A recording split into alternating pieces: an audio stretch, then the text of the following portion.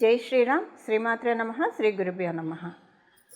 2025 సంవత్సరం మే నెల 15వ తారీఖు నుంచి దేవగురువైన బృహస్పతి ఆయన సంచారాన్ని మారుస్తూ ఉన్నారు. ఇన్నాళ్ళు వృషభ రాశిలో సంచారం చేసిన బృహస్పతి ఇక్కడి నుంచి మే 15వ తారీఖు నుంచి వృషభ రాశి నుంచి మిథున రాశిలోకి ఆయన బంగారు పాదాన్ని మోపుతూ ఉన్నారు. మిథున రాశిలోకి ఆయన ఆగమనము ద్వాదశ రాశుల వాళ్ళకి ఎలాంటి ఫలితాలని ప్రసాదిస్తుంది, ద్వాదశ లగ్నాల వాళ్ళకి ఎలాంటి ఫలితాన్ని ప్రసాదిస్తుంది అన్న విషయాన్ని మనం తెలుసుకుందాము. నవగ్రహాల్లో దేవగురువైన బృహస్పతి మరియు శనీశ్వరుడు వీళ్ళిద్దరి సంచారము కూడా రాశులు మారేప్పుడు ప్రత్యేకతలు ఉంటాయి. ఉదాహరణకి శనీశ్వరుడికి ఏలినాడు శని ఉంటుంది, అర్ధాష్టమ శని ఉంటుంది, అష్టమ శని ఉంటుంది. కొన్ని రాశుల వాళ్ళకి ఏలినాడు శని, కొన్ని రాశుల వాళ్ళకి అర్ధాష్టమ శని, కొన్ని రాశుల వాళ్ళకి ఏలినాడు శని ఇలా ఉంటుంది, అష్టమ శని ఇలా ఉంటుంది.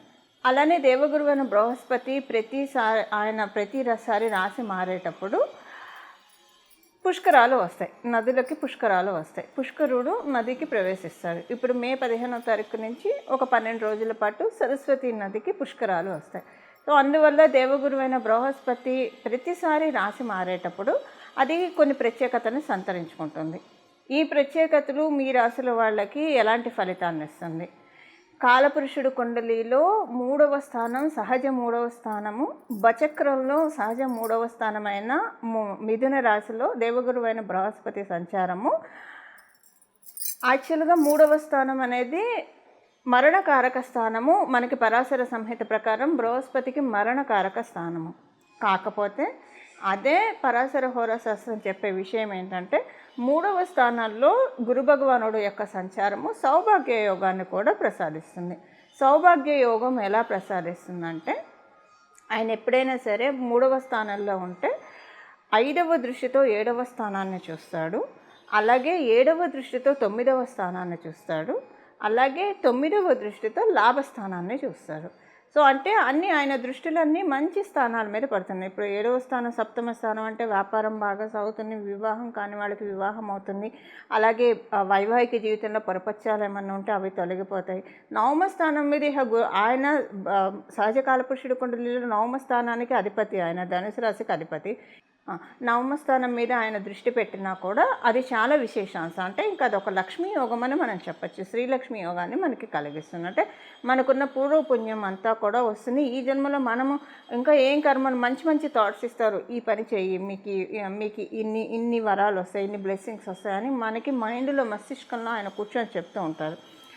అలాగే ఆయన లాభస్థానం అంటే ఇక చెప్పక్కర్లేదు, ఫైనాన్షియల్గా బాగా ఉంటుందన్నమాట. అందరితోటి బాగుంటుంది, ఫైనాన్షియల్గా టర్మ్స్ బాగుంటాయి. ఇది మిథున రాశిలో ఉంటూ సహజ కాలపురుషుడు కుండలిలో 3వ స్థానంలో. మళ్ళీ ప్రతి రాశి వాళ్ళకి ఇది మారుతుంది, కానీ సహజ కాలపురుషుడు కుండలిలో 3వ స్థానం అవ్వడం వల్ల ఈ మరణకారక స్థానానికి సింపుల్ క్యాన్సిలేషన్ ఆయన సౌభాగ్య యోగాన్ని కూడా ప్రసాదిస్తున్నాడు. 2 ఉన్నాయి. సో ద్వాదశ రాశుల వాళ్ళకి, ద్వాదశ లగ్నాల వాళ్ళకి జూపిటర్ యొక్క గురు భగవానుడి యొక్క మిథున రాశి సంచారము ఎలాంటి ఫలితాన్ని ఇవ్వబోతోంది, దీనికి సంబంధించిన పరిహారాలు ఏం చేసుకోవాలి, ఇంకా మనకి బాగోకపోతే దాన్ని తప్పించుకోవడానికి ఏం చేసుకోవాలి, బాగా ఉంటే వాటిని ఇంకా ద్విగుణీకృతం చేసుకోవడానికి ఏం చేయాలి, ఇవన్నీ కూడా ఇప్పుడు మనం పరిశీలిద్దాం. కర్కాటక రాశి. కర్కాటక రాశిలో పుట్టిన వాళ్ళకి, కర్కాటక లగ్నంలో పుట్టిన వాళ్ళకి దేవగురువైన బృహస్పతి మీకు వ్యయ స్థానంలో వచ్చారు. వ్యయ స్థానంలో ఆయన సంచారం చేస్తూ మీకు ఎలాంటి ఫలితాన్ని ఇస్తున్నారు? ఇక్కడ ఒక బ్యూటీ ఏంటంటే ఆయన సహజ కాలపురుషుడు కుండలిలో వ్యయాధిపతి, ఎందుకంటే మీనరాశి వ్యయస్థానం. సో ఒక వ్యయాధిపతి అవుతూ మీ రాశి నుంచి వ్యయ స్థానంలోకి వస్తున్నారు. ఎందుకు ఇప్పుడు వ్యయ స్థానంలో సంచారం జరుగుతుంది? మీకు ఏం ఫలితాలని ఆయన ఇప్పుడు మీకు తెచ్చిపెట్టబోతూ ఉన్నారు? మిమ్మల్ని చాలా వాటి నుంచి లిబరేట్ చేస్తూ ఉన్నారు. కష్టాల నుంచి మీకు విముక్తిని ప్రసాదిస్తూ ఉన్నారు. మీకున్న ఆర్థిక సమస్యలు కావచ్చు, ఆరోగ్య సమస్యలు కావచ్చు, మానసిక సమస్యలు కావచ్చు, వీటన్నిటి నుంచి మిమ్మల్ని బంధ విముక్తిని చేయడానికే 12వ స్థానం అంటే మోక్షస్థానం. సో మోక్షస్థానం మనం లౌకికంగా అప్లై చేసుకోవాలి. ఇక్కడ మోక్షస్థానం అంటే ఈ లౌకికంగా ఏంటంటే అసలు మన మనసే మనకు ఒక పెద్ద బందీ అంటే ఎవరో అవసరం లేదు, మన కష్టాలకి మనమే కారణం అన్నట్టు ఉంటుంది ఒక్కొక్కసారి. మనసు లేనిపోని చెత్తంతా తెచ్చి పేర్చి దానివల్ల మనం భయపడిపోయి ఆందోళన చెంది భయము, భ్రాంతి ఇవన్నీ కలుగుతూ ఉంటాయి. ఇప్పుడు గురు భగవానుడు వీటన్నిటి నుంచి బంధ విముక్తిని చేస్తూ ఉన్నారు. అంటే ఇది మీకు అర్థమయ్యేది చెప్పాలంటే, ఉదాహరణకి మీరు ఆరోగ్య సమస్యలతో బాధపడుతూ ఉన్నారు. డెఫినెట్గా కర్కాటక రాశి, కర్కాటక లగ్నంలో పుట్టిన వాళ్ళకి గత 3 నెలలుగా 4 నెలలుగా ఇంప్రూవ్మెంట్ మీకు ఆల్రెడీ స్టార్ట్ అయి ఉంటుంది. ఆరోగ్యం విషయంలో మంచి డైట్ దొరకడమో ఏదో రకంగా ఇంప్రూవ్మెంట్ మీరు చూస్తారు. మీరు ఆరోగ్యపరంగా కాదు, ఆరోగ్యపరంగా కాకపోతే మీరు ఆరోగ్యం బాగా ఉంది, ఫైనాన్షియల్గా ఏమైనా ఇబ్బందులు ఉన్నాయంటే ఒక 4 మంత్స్ నుంచి కొంత ఊరడైతే మీరు డెఫినెట్గా చూస్తారు, బాగుంది అని అనుకుంటారు. మానసికంగా అంటే ఈ మూడిట్లో మీరు దేంతో ఎక్కువ బాధపడుతున్నారో వాటిల్ని ఆయన తొలగిస్తాడు. మానసికంగా మీరు బాగా అంటే చుట్టూ ఉన్న వాళ్ళందరూ హ్యూమిలేట్ చేస్తూ ఉన్నారు చాలా. ఎందుకంటే కర్కాటక రాశి, కర్కాటక లగ్నం అంటేనే చాలా సెన్సిటివ్, అందరినీ ఓన్ చేసుకుంటారు. అవతల వాళ్ళ నుంచి కూడా కొంత పూర్తిగా ఎక్స్పెక్ట్ చేయరు, బట్ కొంత వాళ్ళు ఇప్పుడు మనం 100% ఇచ్చినప్పుడు అవతల వాళ్ళు కనీసం 10-20% ఇచ్చినా చాలు అనుకునే మనస్తత్వం ఉంటుంది కర్కాటక రాశి లగ్నం వాళ్ళకి. అది కూడా రాకపోయేసరికి బాధ ఉంటుంది. సో అలా కావచ్చు, లేదా ఏదైనా మానసికంగా బాధపడుతూ ఉంటే కనుక వీటన్నిటి నుంచి తొలగిస్తాడు. ఆల్రెడీ 3-4 నెలల నుంచి మీలో స్ట్రాంగ్నెస్, మానసికంగా మీరు బలపడుతున్నారన్న విషయం మీకు అర్థమవుతూనే ఉంటుంది. ఇప్పుడు నేను చెప్తుంటే మీరు కోరిలేట్ చేసుకోగలుగుతున్నారు. ఎందుకంటే ఆల్రెడీ మీకు ఆ డాట్స్ కనెక్ట్ అయిపోతాయి. ఆల్రెడీ మీలో ఒక నూతన ఉత్తేజం, నూతన చైతన్యం. సో ఎప్పుడైనా ఇప్పుడు మానసిక అంటే ఇప్పుడు ఎప్పుడు ఉంటుంది, మీకు ఏదైనా ఎవరితోనైనా మీరు మాట్లాడారు, వాళ్ళు తిరిగి మాట్లాడలేదు, అరే అని బాధపడతారు. అంటే నేను ఎగ్జాంపుల్కి చెప్తున్నా.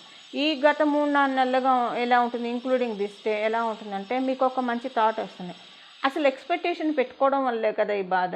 మనం ఎక్స్పెక్టేషన్ ఎవరి మీద పెట్టుకోకపోతే ఈ బాధ అనేది ఉండదు కదా మనసులో. మనం చేయాల్సింది మనం చేయడం అంతే. గీతలో పరమాచార్యులు వారు చెప్పినట్టు, గీతాచార్యులు వారు చెప్పినట్టు, ఆయన చెప్పినట్లు మనం చేయాలి. మనం చేయాల్సిన కర్తవ్యం వరకు మనం చేయాలి. మనం ఎక్స్పెక్టేషన్స్ పెట్టుకోకుండా ఉంటే ఈ బాధ ఉండదు కదా. ఇలా మన ఆత్మీయులు మాట్లాడుతుంటే మాట్లాడలేదనుకున్నాం, ఈ రాగము, మమకారం వీటి వల్లే కదా ఈ బాధ. అసలు ఇది మామూలుగా మనం తీసేస్తే కనుక మనకి ఏ బాధ ఉండదు కదా. ఇలా అంటే మానసికంగా బాగా స్ట్రాంగ్ చేస్తున్నారు. మీరు ఏదైనా ఆరోగ్య సమస్యలు, ఇప్పుడు ఆరోగ్య సమస్యలు మానసిక సమస్యను కూడా ఇస్తున్నాయి. ఆరోగ్యం బాగోకపోతే మనసుకి బాధ వచ్చేసేసి ఇంకా తగ్గదేమో, ఇంకా లేచి నడవలేమేమో, ఇలాంటి థాట్స్ కూడా వస్తాయి. ఇప్పుడు ఏంటంటే ఈ 3-4 నెలల నుంచి మీకు తెలియకుండానే మీరు స్ట్రాంగ్ అవుతారు. ఎందుకు ఇన్నాళ్ళు లేచి నడవలేదా? ఎంతమంది మృత్యు అంచుల వరకు వచ్చి శుభ్రంగా వాళ్ళు ఇంకా బాగా లైఫ్ని లీడ్ చేస్తూ ఉన్నారు. చాలా మంచి పాత్రలోకి వెళ్తూ ఉన్నారు. ఎంత అదృష్టాన్ని వాళ్ళు చూస్తూ ఉన్నారు. మనం కూడా అలానే చూస్తాం. ఇలాంటి మంచి థాట్ ప్రాసెస్ని గురు భగవానుడు కలిగిస్తాడు. ఎందుకు కలిగిస్తాడంటే, సింపుల్గా చెప్పాలంటే మీకున్న కష్టాన్ని గట్టెక్కించాలి. మీరు ఏ విషయంలో అయితే కష్టపడుతున్నాం, బాధపడుతున్నాం అని అనుకుంటున్నారో ఈ విషయాలన్నీ కూడా మటుమాయమైపోతాయి. ఇప్పుడు అంటే ఒక బోర్డు మీద చాక్ పీస్ రాస్తే డస్టర్తో తిరిగితే ఎలా తిరిగిపోతాయో, అలా మానసిక, శారీరక, ఆర్థిక ఇబ్బందులన్నిటినీ కూడా ఆయన తుడిపేస్తున్నాడు. వ్యయ స్థానంలో ఉంటాం. మంచి కళలు వస్తాయి. కళలో దేవీ దేవతలు వస్తారు. ప్రకృతి మీతో మాట్లాడుతూ ఉంటుంది, వినడానికి ప్రయత్నించండి. ప్రకృతి ఎలా మాట్లాడుతుందండి? ప్రకృతి మాట్లాడే మాటలు ఎలా ఉంటాయంటే, ఒక కళ ద్వారా మనకి ఇండికేషన్ ఇస్తుంది. ఒక నిమిత్తం అంటే మనకి శకునాల ద్వారా ఇండికేషన్లు అందిస్తూ ఉంటుంది. సో ప్రకృతితోటి కనెక్ట్ అయి ఉండడానికి ప్రయత్నించండి. ప్రకృతితోటి కనెక్ట్ అయి ఉండడం అంటే అమ్మవారి పాదాలని ధ్యానించడం. ఇలా ధ్యానిస్తూ ఉంటే మన అంతర్వాణి ఒక్కొక్కసారి ఇప్పుడు ఈ పని చేయొద్దు, లేదా ఇప్పుడు ఈ పని చేయని మనకి చెప్తూ ఉంటుంది. అలా చాలామంది కొన్ని డెసిషన్స్ తీసుకొని సక్సెస్ అయిన వాళ్ళు కూడా ఉన్నారు. సో అంతర్వాణి చెప్తూ ఉంటుంది. ఇప్పుడు ఇలా మీరు కనెక్ట్ అయి ఉండడానికే ప్రయత్నించండి. ఇక మీకు గురు భగవానుడు ఎలాంటి ఫలితాలు ప్రసాదిస్తున్నాడంటే, ఈ కుటుంబంలో ఆనందం, ఆరోగ్యం, ఐశ్వర్యం వీటన్నిటిని ప్రసాదిస్తున్నాడు. మీకు, మీ కుటుంబ సభ్యులకి, మీకు, మీ బంధువర్గం అందరితోటి కూడా చాలా హార్మోనియస్ రిలేషన్ అనేది ఉంటుంది. చాలా అంటే చాలా మంచి రిలేషను డెవలప్ చేస్తూ ఉన్నారు. మీకు స్వగృహ యోగాన్ని కూడా ఆయన కలిగిస్తున్నారు. మీరు స్వగృహ యోగం కోసం ఎదురు చూస్తూ ఉంటే, లేదు మీరు స్వగృహ కోసం మీరేం ప్రయత్నం చేయట్లేదంటే, ఇంట్లో ఏదన్నా ఫైనాన్షియల్గా మంచి గెయిన్స్ని మీకు అందిస్తూ ఉన్నారు. ఏదైనా కూడా గురు భగవానుడు పంచమ దృష్టితోటి మీ చతుర్థ స్థానాన్ని చూస్తూ ఇప్పుడు ఎలా ఉంటుందంటే మీ ఇంట్లో లక్ష్మీ అమ్మవారు వచ్చి ఉన్నారా అన్నంత ప్రశాంతంగా మీకు ఉంటుంది. ఆర్థిక వ్యవహారాల్లో మార్పులు ఉంటాయి. ఇలా అన్ని విషయాల్లో కూడా జీవాన్ని పోస్తున్నాడు. ఆయన ఎక్కడ చూస్తే అక్కడ జీవం పడుతుంది. ఇప్పుడు ఒక బీడు భూమిని ఆయన చూస్తే అది బంజరు భూమి అవుతుంది, సాగు భూమి అవుతుంది. అలా ఇప్పుడు ఇప్పుడు అంటే మన ఇల్లు బంజరు భూమి అవుతుంది, సాగు భూమి అవుతుంది. అంటే అన్నిటికీ సమృద్ధిగా ఉన్నది నెలవు మన ఇల్లు అన్నట్లు గురు భగవానుడు కటాక్షాన్ని ఇస్తున్నాడు. సో దీన్ని మనం కూడా అందిపుచ్చుకోవాలంటే ప్రతిరోజు ఇంట్లో ధూపదీప నైవేద్యాలు ఖచ్చితంగా జరగాలి. వీలుంటే 2 పూట్ల చేయండి, లేదు 2 పూట్ల కుదరదు ఒక పూట చేయండి. ఒక పూట అయితే చేస్తారు మ్యాక్సిమం, కొంతమంది చేయరు. ఒక శుక్రవారమే దీపం వెలిగి దీపారాధన చేయడం ఇలాంటివి చేస్తుంటారు.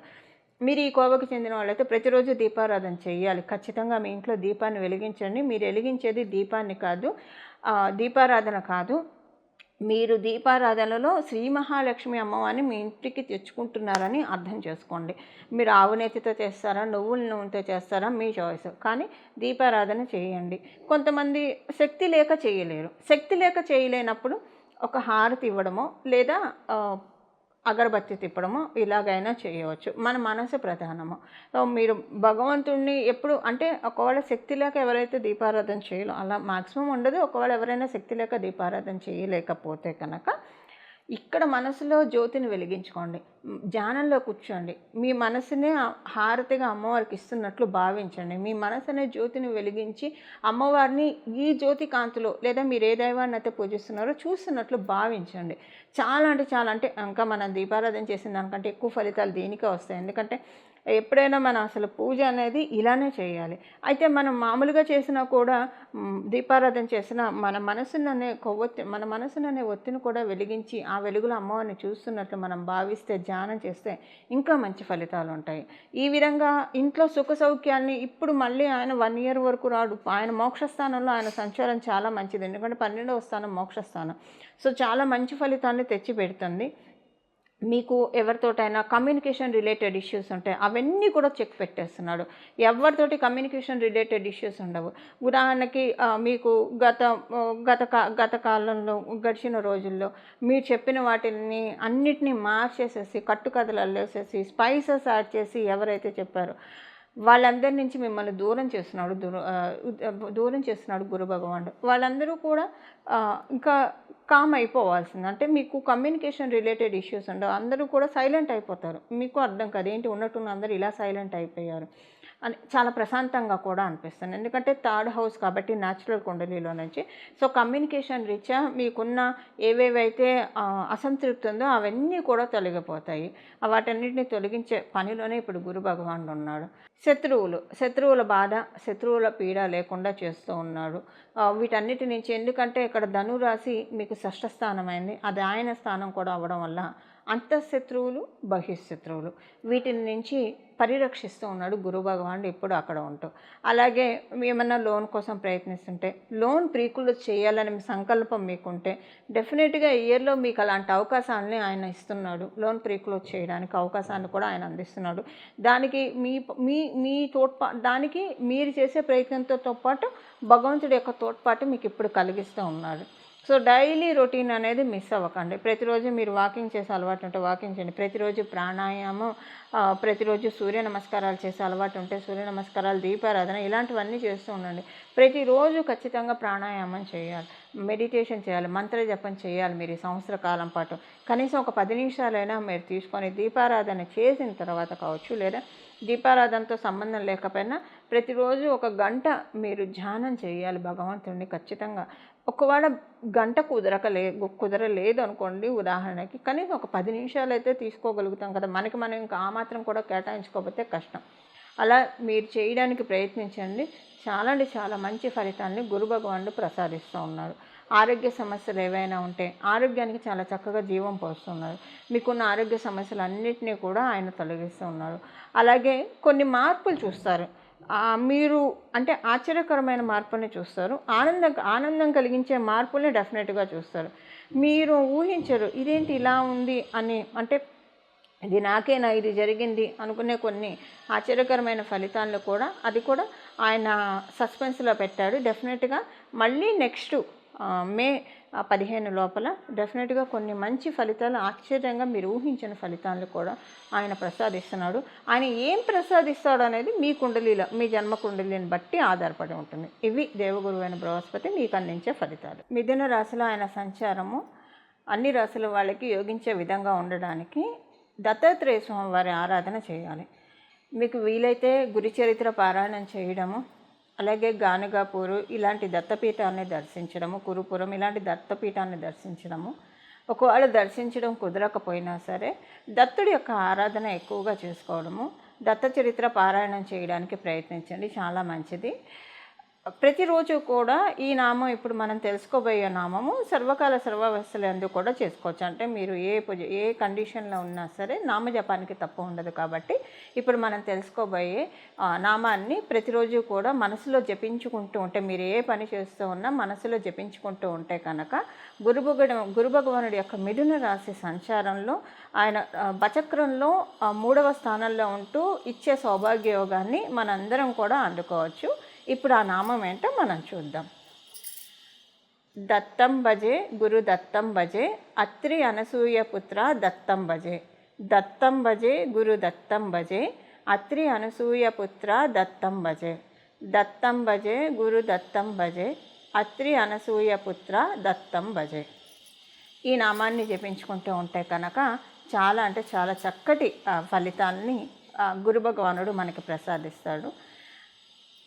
ఇలా మనమందరం కూడా గురు భగవానుడి యొక్క కృపకి పాత్రలవుతూ, గురు భగవానుడు జ్ఞానాన్ని కలిగిస్తాడు. జ్ఞానం వల్ల ఏంటంటే అజ్ఞానం అనే చీకట్లు తొలగిపోతాయి. ఎప్పుడైతే అజ్ఞానం అనే చీకట్లు వీడిపోతాయో మన జీవితంలో సుఖ సంతోషాలు సమృద్ధిగా ఉంటాయి, వాటికి ఎప్పుడూ కొదవ ఉండదు. ఇలా మన జీవితాన్ని జ్ఞాన సముపార్జనతోటి, జ్ఞానార్జనతోటి మన జీవితాన్ని మనందరం కూడా నడుపుకోవాలని చెప్పి, జ్ఞానధనంతో అజ్ఞానం మన అంధకారాన్ని రూపుమాపాలని చెప్పి నేను కూడా మనందరి తరఫున మనస్ఫూర్తిగా శిరస్సు వంచి దత్తాత్రేయ స్వామి వారిని వేడుకుంటూ, శ్రీ గురుదత్త, జై గురుదత్త, శ్రీ దత్త శరణం మమ, మంగళం, నమో భగవతే వాసుదేవాయ.